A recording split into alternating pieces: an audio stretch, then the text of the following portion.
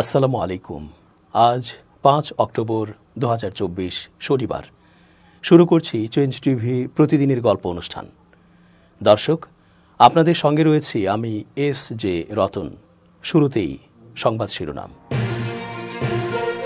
হঠাৎ খোঁজ মিলল বিদেশে পলাতক আওয়ামী লীগ নেতাদের।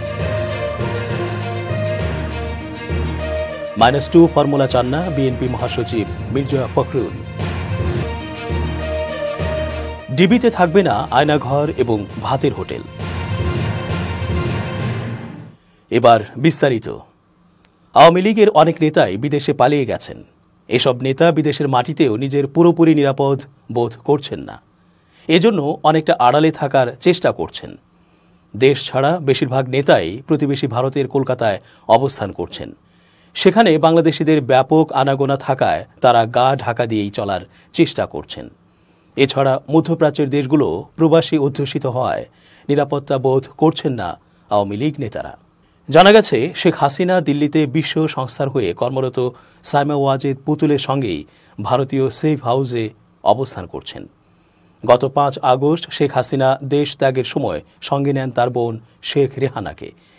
তিনিও বর্তমানে দিল্লিতে আছেন বলেই জানা গেছে। যদিও তিনি যুক্তরাজ্যের নাগরিক, চাইলে সেখানে চলে যেতে পারেন। তবে বোনকে একা রেখে তিনি আপাতত যাচ্ছেন না বলেই জানা গেছে। আওয়ামী লীগের শেখ হাসিনার পর সবচেয়ে আলোচিত নেতা দলটির সাধারণ সম্পাদক ওবায়দুল কাদের। 5 আগস্টের পর জানা যায় তিনি দেশে আছেন। হঠাৎ শেখ হাসিনা দেশ ত্যাগ করবেন বিষয়টি তিনিও জানতেন না, ফলে দেশ ছাড়তে পারেননি। সাম্প্রতিক তথ্যসূত্র বলছে ওবায়দুল কাদের বর্তমানে ভারতের কলকাতায় অবস্থান করছেন। 3 মেয়াদে আওয়ামী লীগ সরকারের স্বরাষ্ট্রমন্ত্রীর দায়িত্ব পালন করা আসাদুজ্জামান খান কামাল রয়েছেন কলকাতায়। এক ভিডিও চিত্রে দেখা গেছে সাবেক এই স্বরাষ্ট্রমন্ত্রী কলকাতার ইকো পার্কে কয়েকজনের সঙ্গে বসে আড্ডা দিচ্ছেন। তার সঙ্গে দেখা মিলেছে আওয়ামী লীগের সংস্কৃতি বিষয়ক সম্পাদক অসীম কুমার উকিল, তার স্ত্রী এবং বাংলাদেশ যুব মহিলা লীগের সাবেক সাধারণ সম্পাদক অপু উকিলকে।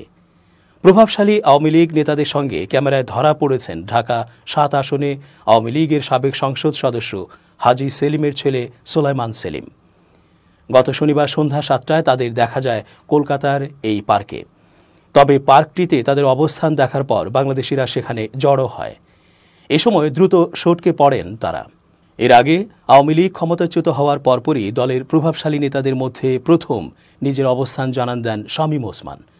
নারায়ণগঞ্জের এই প্রভাবশালী নেতাকে দেখা যায় এক ভিডিও ফুটেজে। তার অবস্থান শনাক্ত করা হয় দিল্লির নিজামুদ্দিন আউলিয়ার দরবারে। এদিকে গত মঙ্গলবার আরব আমিরাতের আজমান সিটি সেন্টারে শামীম ওসমানকে ঘুরতে দেখেন বাংলাদেশি প্রবাসীরা। এ সময় তার সঙ্গে বোরকা পরা 2 নারীকেও দেখা যায়। তাদের 3 জনের হাতেই লাল সুতা বাঁধা ছিল। ধারণা করা হচ্ছে সম্প্রতি ভারতে নিজামুদ্দিন আউলিয়ার দরগায় এই সুতা বেঁধেছেন তারা। এদিকে নির্ভরযোগ্য সূত্র জানিয়েছে আওয়ামী লীগের সভাপতি মণ্ডলীর সদস্য জাহাঙ্গীর কবির নানক, যুগ্ম সাধারণ সম্পাদক আফম বাহাউদ্দিন নাসিম অবস্থান করছেন ভারতের কলকাতায়। শহরের একটি 5 তারকা হোটেলে তাদের অবস্থান বলে জানা গেছে। তবে তারা প্রকাশ্যে আসছেন না। কুমিল্লার সাবেক সংসদ সদস্য বাহাউদ্দিন বাহার এবং তার কন্যা কুমিল্লা সিটির সাবেক মেয়র তাহসিন বাহার সূচনা সীমান্ত পাড়ি দিয়ে ভারতে আশ্রয় নিয়েছেন বলে খবর বেরিয়েছে। তারাও এখন কলকাতায় এক রাজনৈতিক নেতার আশ্রয়ে আছেন বলে জানা গেছে। সূত্র জানিয়েছে দেশ ত্যাগ করা নেতাদের বেশিরভাগই ভারত বাংলাদেশ স্থলবন্দর দিয়ে প্রতিবেশী দেশটিতে পাড়ি জমিয়েছেন। সূত্র আরও জানিয়েছে 5 আগস্টের পর দেশ ছড়া নেতাদের অনেকেই ভারতের কলকাতায় বাড়ি ভাড়া করে অবস্থান করছেন। ডুপ্লেক্স বাড়ি ভাড়া করে সেখানে নিজেদের কর্মীদের নিয়ে অবস্থান করছেন একজন সাবেক সংসদ সদস্য, এমন তথ্য পাওয়া গেছে। তবে অবস্থা বেগতিক স্থানীয় পর্যায়ের অনেক নেতার। কলকাতার ছোটখাটো হোটেলে অবস্থান করার তথ্য পাওয়া গেছে মফস্বলের কয়েকজন নেতার।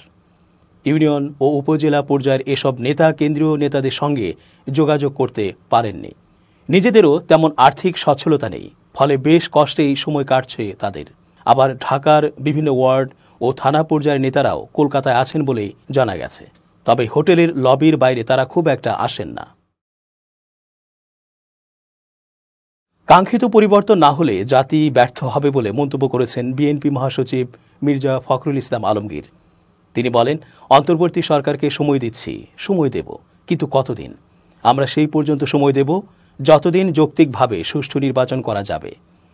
বিরাজনীতিকরণ দেখতে চাই না, -2 দেখতে চাই না, জঙ্গিবাদ দেখতে চাই না, উদার গণতন্ত্র দেখতে চাই। শনিবার রাজধানীর ইঞ্জিনিয়ারিং ইনস্টিটিউটে শিক্ষক সমাবেশে এসব কথা বলেন বিএনপি মহাসচিব। আওয়ামী লীগ 2 বার গণতন্ত্র হত্যা করেছে মন্তব্য করে মির্জা ফখরুল বলেন, ছাত্র জনতার বিজয় ধরে রাখতে না পারলে সবকিছু ব্যর্থ হবে। বিএনপির এই নেতা বলেন, বহু মানুষের রক্তের বিনিময়ে দেশে পরিবর্তন এসেছে, সাময়িক বিজয় হয়েছে, যা ধরে রাখতে হলে সুসংহত থাকতে হবে। এটা গুরুত্বপূর্ণ সময়। সরকার পরিবর্তন হওয়ায় এখন দলে দলে বেরিয়ে আসছেন, নানা দাবি নিয়ে আসছেন, আর আগে জমি বিক্রি করে আওয়ামী লীগের এমপিদের কাছে চাকরির জন্য টাকা দিয়েছেন। দেশ পরিবর্তন না করতে পারলে জাতি চরমভাবে হতাশ হবে। দলের নেতাকর্মীদের উদ্দেশ্যে মির্জা ফখরুল বলেন, বিএনপি ক্ষমতায় এসে গেছে মনে করে হাওয়ায় যেন না ভাসি। না, ক্ষমতায় আসেনি, তাই ঐক্যবদ্ধ থাকতে হবে। দুর্নীতির ভূত দূর করার কথা জানিয়ে বিএনপি মহাসচিব বলেন, না হলে কোনো কিছুই করতে পারবে না। আমরা ব্যর্থ হইনি, আগেও জয়ী হয়েছি, এবারও জয়ী হব। আওয়ামী লীগ নানা চক্রান্তের বেড়াজালে শিক্ষা ব্যবস্থাকে ধ্বংস করেছে মন্তব্য করে মির্জা ফখরুল বলেন, 53 বছর পরও এখন দেশের সবচেয়ে দুর্বল জায়গা শিক্ষা ব্যবস্থা। কোনো ধরনের বিস্ফোরণ হয়নি, অথচ জাহাজের 4 স্থানে হঠাৎ আগুন লেগে যায়। আবার আগুন লাগার সময় জাহাজের পাশ দিয়ে একটি স্পিড বোটও চলে যেতে দেখা যায়। সব মিলিয়ে এমটি বাংলা সৌরভ জাহাজে অগ্নিকাণ্ড প্রাথমিকভাবে নাশকতা বলে ধারণা করছে কর্তৃপক্ষ। যদিও প্রকৃত কারণ তদন্ত সাপেক্ষে জানা যাবে বলে মন্তব্য করেছে বাংলাদেশ শিপিং কর্পোরেশন বিএসসি। শনিবার সকাল 10:30টার দিকে চট্টগ্রামের প্রধান কার্যালয়ে সংবাদ সম্মেলন করে সংস্থাটি। এতে কথা বলেন বিএসসির ব্যবস্থাপনা পরিচালক কমোডোর মাহমুদুল মালেক। তিনি বলেন, যেহেতু গ্যাস ফর্ম কিংবা অন্য কোনো কারণে আগুন লাগার ঘটনা ঘটেনি, তাই আমরা ধারণা করছি এটি নাশকতামূলক অগ্নিকাণ্ড হতে পারে, কিন্তু সবকিছু তদন্তের পরেই জানা যাবে। তিনি আরও বলেন, বাংলার সৌরভ জাহাজের সম্মুখ অংশ থেকে একসঙ্গে 4 স্থানে আগুন লাগে, অথচ জাহাজে কোনো বিস্ফোরণ হয়নি। যখন জাহাজে আগুন লাগার ঘটনা ঘটে ঠিক এই সময়ে পাশ দিয়ে একটি স্পিড বোটও যায়। এর আগে শুক্রবার দিবাগত রাত 1:45টার দিকে এমটি বাংলার সৌরভে অগ্নিকাণ্ডের ঘটনা ঘটে। খবর পেয়ে নৌবাহিনী ও কোস্ট গার্ডের একাধিক টাগবোট আগুন নিয়ন্ত্রণে কাজ করে। রাত 2:30টার দিকে আগুন নিয়ন্ত্রণে আসে। জাহাজে আগুন লাগার পর 48 নাবিক সমুদ্রে লাফ দেয়। তাদের উদ্ধার করে হাসপাতালে নেওয়া হলে কর্তব্যরত চিকিৎসক একজনকে মৃত ঘোষণা করেন। নিহতের নাম সাদেক মিয়া, তার বাড়ি নোয়াখালী জেলায়। সাদেক জাহাজের স্টুয়ার্ড হিসেবে কর্মরত ছিলেন বলে জানা যায়। এমটি বাংলা সৌরভ 1987 সালে ডেনমার্কে নির্মিত হয়েছিল। জাহাজটি চট্টগ্রাম বন্দরের বহির্নোঙরে অপেক্ষমান বড় ট্যাঙ্কার থেকে অপরিশোধিত জ্বালানি তেল সংগ্রহ করে পতেঙ্গার বিভিন্ন ডিপোতে নিয়ে আসে। এর আগে গত 30 অক্টোবর বিএসসির মালিকানাধীন জাহাজ এমটি বাংলার জ্যোতিতে বিস্ফোরণের পর অগ্নিকাণ্ডের ঘটনা ঘটে। এ ঘটনায় 3 জন নিহত হয়। কয়েকদিনের মাথায় একই ধরনের রাষ্ট্রায়ত্ত আরেকটি জাহাজে অগ্নিকাণ্ডের ঘটনা ঘটল। ঢাকা মহানগর পুলিশের গোয়েন্দা শাখার অতিরিক্ত কমিশনার রেজাউল করিম মল্লিক বলেছেন, ঢাকা মহানগর গোয়েন্দা পুলিশ কার্যালয়ে থাকবে না আর কোনো আয়নাঘর। ডিবি অফিসের কলঙ্কিত অধ্যায় শেষ করে পূর্ণ পবিত্র পরিষ্কার করা হবে, যেখানে মানুষ ন্যায় বিচার পাবে। থাকবে না কোনো ভাতের হোটেল। শনিবার দুপুরে ডিএমপি মিডিয়া সেন্টারে আয়োজিত এক মিট দ্য প্রেস অনুষ্ঠানে এ কথা বলেন তিনি। এ সময় উপস্থিত ছিলেন ডিবি পুলিশের যুগ্ম কমিশনার, উপকমিশনার ও ডিসি মিডিয়া। রেজাউল করিম মল্লিক বলেন, কোনো নায়ক নায়িকা বা সেলিব্রিটির সময় কাটানোর জায়গা হবে না ডিবি অফিস, থাকবে না ভাতের হোটেল।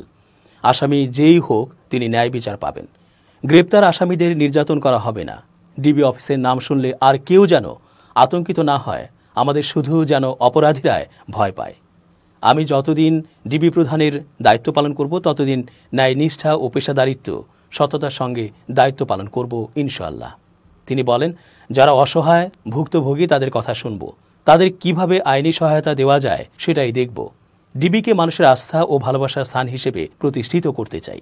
নতুন স্বাধীন বাংলাদেশের ডিবি অফিস হবে ভুক্তভোগীদের ভরসাস্থল। এবার খুব জরুরি 1 মিনিট জানাচ্ছেন ইউনেস্কো ক্লাব পুরস্কার বিজয়ী সাংবাদিক আমিরুল মুমিনিন মানিক। খুব জরুরি 1 মিনিটে প্রত্যেককে আমন্ত্রণ। প্রিয় বন্ধুরা, আপনার আমার জীবনে এমন কিছু লোক আছে যারা প্রতিনিয়ত নেতিবাচকতা ছড়ায়। ধরুন দেখা হলেই বলে, তোমাকে দিয়ে কিচ্ছু হবে না, তুমি এই কাজটি কেন করছো, এখানে সফল হতে পারবে না, তুমি ব্যর্থ। এই ধরনের লোক যখনই আপনি দেখবেন তখন তাদেরকে এড়িয়ে চলবেন। আপনার বন্ধু তালিকায় যদি এ ধরনের লোক থাকে, আজকে এই মুহূর্তেই তাদেরকে ছাঁটাই করে দিন। যাদের কাছ থেকে আপনি অনুপ্রেরণা পান তাদের সাথে সঙ্গ দেবার চেষ্টা করুন, তাদেরকে বন্ধু তালিকায় রাখুন, তাদের সংস্পর্শে আসুন, তাহলে অনুপ্রাণিত হবেন, এগিয়ে যাবেন। হতাশাবাদী বা নেতিবাচক লোকদের পরিহার করলে জীবন অনেক নির্বিঘ্ন হবে, আপনি আপনার লক্ষ্য পানে নির্বিঘ্নে এগিয়ে যেতে পারবেন। সবাই ভালো থাকবেন, শুভেচ্ছা নিরন্তর। এবার দেশের বাইরের প্রসঙ্গ। 1 বছর ধরে গাজায় ইসরায়েলের নির্বিচার হামলা থেকে বাদ যায়নি হাসপাতালও, অথচ যে কোনো যুদ্ধে হাসপাতালকে লক্ষ্যবস্তু করা আন্তর্জাতিক আইনের লঙ্ঘন। ইসরায়েল দাবি করে আসছে হাসপাতালগুলো হামাসের সন্ত্রাসী কর্মকাণ্ডে ব্যবহৃত হচ্ছে, তাই হাসপাতালের মতো স্থানে বোমা মেরে ন্যাক্কারজনক হামলার বৈধতা দাবি করেছে ইসরায়েলি সামরিক বাহিনী। তবে গাজার বিভিন্ন হাসপাতালে কাজ করা 99 মার্কিন চিকিৎসক জানিয়েছে তারা কোনো হাসপাতালে সন্ত্রাসী কার্যকলাপ দেখেননি। খবর আনাদোলু এজেন্সির। গাজায় স্বেচ্ছাসেবী হিসেবে কাজ করা পেশাদার এই মার্কিন চিকিৎসক দল বলেছেন তারা হাসপাতালে কোনো সন্ত্রাসী লক্ষণ দেখেননি। একই সঙ্গে বাইডেন প্রশাসনকে ইসরায়েলের সামরিক, অর্থনৈতিক এবং কূটনৈতিক সমর্থন বন্ধ করার আহ্বান জানিয়েছে। প্রেসিডেন্ট জো বাইডেন এবং ভাইস প্রেসিডেন্ট কমলা হ্যারিসের কাছে একটি চিঠিতে স্বেচ্ছাসেবকরা জানিয়েছেন তারা সম্মিলিতভাবে গাজার স্বাস্থ্যসেবার উন্নতির জন্য 254 সপ্তাহ ব্যয় করেছেন। চলমান ইসরায়েলি আক্রমণের ভয়ানক মানবিক পরিস্থিতির কথা বর্ণনা তুলে ধরেন তারা। ইসরায়েলের কৃতকর্মকে কল্পনার বাইরে অপরাধ হিসেবে বর্ণনা করেছেন দলটি। চিঠিতে বলা হয়, আমরা একেবারে পরিষ্কার হতে চাই, আমাদের মধ্যে কেউ একবারও গাজার কোনো হাসপাতাল বা অন্যান্য স্বাস্থ্যসেবা কেন্দ্রে কোনো ধরনের ফিলিস্তিনি সন্ত্রাসী কার্যকলাপ দেখিনি। এতে আরও বলা হয়, ইসরায়েল গাজার সম্পূর্ণ স্বাস্থ্যসেবা ব্যবস্থাকে পরিকল্পিতভাবে এবং ইচ্ছাকৃতভাবে ধ্বংস করেছে। ইসরায়েলি বাহিনীর বিরুদ্ধে গাজায় স্বাস্থ্যকর্মীদের ওপর নির্যাতন, গুম এবং হত্যার অভিযোগও আনা হয়। চিকিৎসকদের দলটি স্থায়ী যুদ্ধবিরতি অর্জন না হওয়া পর্যন্ত ইসরায়েলের ওপর আন্তর্জাতিক অস্ত্র নিষেধাজ্ঞাকে সমর্থনের জন্য বাইডেন প্রশাসনের প্রতি আহ্বান জানান। এছাড়া বাইডেন এবং হ্যারিসকে মধ্যপ্রাচ্যে মার্কিন নীতির পরিবর্তন আনা জরুরি প্রয়োজন বলেও মত দেন। আন্তঃসরকার সংস্থা সাংহাই কোঅপারেশন অর্গানাইজেশনে যোগ দিতে পাকিস্তান সফরে যাচ্ছেন ভারতের পররাষ্ট্রমন্ত্রী এস জয়শঙ্কর। চলতি অক্টোবরের মাঝামাঝি ঘটতে পারে এই সফর। ভারতের পররাষ্ট্র মন্ত্রণালয়ের মুখপাত্র রণধীর জয়সওয়াল এক সংবাদ সম্মেলনে এ তথ্য জানিয়ে বলেন, আগামী 15 ও 16 অক্টোবর ইসলামাবাদে এসসিওর সম্মেলন হবে। সেই সম্মেলনে ভারতীয় প্রতিনিধি দলের নেতৃত্ব দেবেন আমাদের পররাষ্ট্রমন্ত্রী। পাকিস্তানে ভারতের কোনো মন্ত্রীর সর্বশেষ সফর হয়েছিল 2015 সালে। ভারতের তৎকালীন পররাষ্ট্রমন্ত্রী সুষমা স্বরাজের সফর ছিল সেটি। তারপর গত প্রায় 10 বছরে ভারতের কোনো মন্ত্রী আর পাকিস্তান সফরে যাননি। উপমহাদেশের 2 প্রতিবেশী দেশ ভারত এবং পাকিস্তানের সম্পর্ক বরাবরই বৈরী। তবে এই সম্পর্ক তলানিতে গিয়ে ঠেকে 2019 সালের ফেব্রুয়ারিতে। ভারত নিয়ন্ত্রিত কাশ্মীরের পুলওয়ামায় ভারতীয় সেনা সদস্যদের বহনকারী একটি গাড়িতে পাকিস্তান ভিত্তিক জঙ্গি গোষ্ঠী লস্কর-ই তৈয়বার হামলার পর থেকে। সেই হামলায় অন্তত 40 জন সেনা প্রাণ হারিয়েছিলেন। ওই হামলার পর প্রথমে পাকিস্তানের বালাকোটে ঝটিকা অভিযান চালায় ভারতীয় বিমান বাহিনী। তারপর ওই বছর আগস্টে জম্মু কাশ্মীরের সাংবিধানিক স্বায়ত্তশাসিত মর্যাদা বাতিল করে ভারত। ভারতের কেন্দ্রীয় সরকারের এ পদক্ষেপের তীব্র প্রতিবাদ জানিয়েছিল পাকিস্তান, কিন্তু ভারত তা আমলে না নেওয়ায় চরম তিক্ততায় পৌঁছায় দুদেশের সম্পর্ক। এসসিও বিশ্বের বৃহত্তম আঞ্চলিক আন্তঃরাষ্ট্রীয় সংস্থা। ভারত পাকিস্তান ছাড়াও এই সংস্থার সদস্যদের তালিকায় রয়েছে রাশিয়া, চীন, কাজাখস্তান, উজবেকিস্তান, কিরগিজস্তান এবং তাজিকিস্তান। 2001 সালে প্রতিষ্ঠিত হয় এসসিও। পাকিস্তানে মেয়েদের একটি এতিমখানায় গিয়ে হঠাৎ রেগে গেছেন আলোচিত ইসলামী বক্তা ডক্টর জাকির নায়েক। মূলত এতিমখানার এক কর্মকর্তা এক মেয়ের হাত ধরে টান দেওয়া এবং তাদেরকে নিজের মেয়ে হিসেবে অভিহিত করার পর জাকির নায়েক রাগান্বিত হন। তিনি ওই কর্মকর্তাকে বলেন, এই এতিম মেয়েদের তিনি নিজের মেয়ে হিসেবে অভিহিত করতে পারবেন না এবং তিনি তাদের এভাবে স্পর্শ করতে পারবেন না, কারণ এই মেয়েগুলো বিবাহের উপযুক্ত এবং তারা তার জন্য গায়রে মাহরাম। সামাজিক যোগাযোগ মাধ্যমে জাকির নায়েকের এই ঘটনার একটি ভিডিও ভাইরাল হয়েছে। এতে দেখা যাচ্ছে এতিমখানার মঞ্চে দাঁড়িয়ে আছেন জাকির নায়েক ও সেটির এক কর্মকর্তা। ওই সময় এতিমখানার কর্মকর্তা জাকির নায়েককে প্রদানের জন্য একটি ক্রেস্ট হাতে দাঁড়িয়ে কিছু এতিম মেয়েকে মঞ্চে ডেকে নিয়ে আসতে থাকেন। তখনই একটি মেয়ের হাত ধরে টান দেন তিনি। এই বিষয়টি দেখে রাগান্বিত হন জাকির নায়েক। তিনি তখন মঞ্চ থেকে নেমে যান। দর্শক, শেষ করছি প্রতিদিনের গল্পের আজকের গল্প। changetv.press বাংলাদেশের ইউটিউব জার্নালিজমের অগ্রদূত। ভিজিট করুন এর ওয়েবসাইট www.changetv.press, ইউটিউব youtube.com/changetvpress এবং সাবস্ক্রাইব করুন চ্যানেলটি। নিয়মিত লাইক, কমেন্ট ও শেয়ার করে আপডেট রাখুন নিজেকে। ভালো থাকুন, নিরাপদে থাকুন। শুভেচ্ছা নিরন্তর।